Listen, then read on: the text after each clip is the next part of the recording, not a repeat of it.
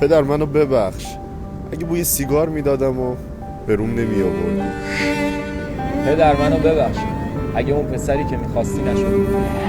پدر منو ببخش اگه شبا تلو تلو می اومدم خونه. یا اگه چشامو سرخ دیدی منو ببخش. منو ببخش اگه به خاطر من پاسگاهی رو دیدی که تو زندگیت ندیدی. منو ببخش اگه تو بیمارستان تا صبح بالا سرم بودی.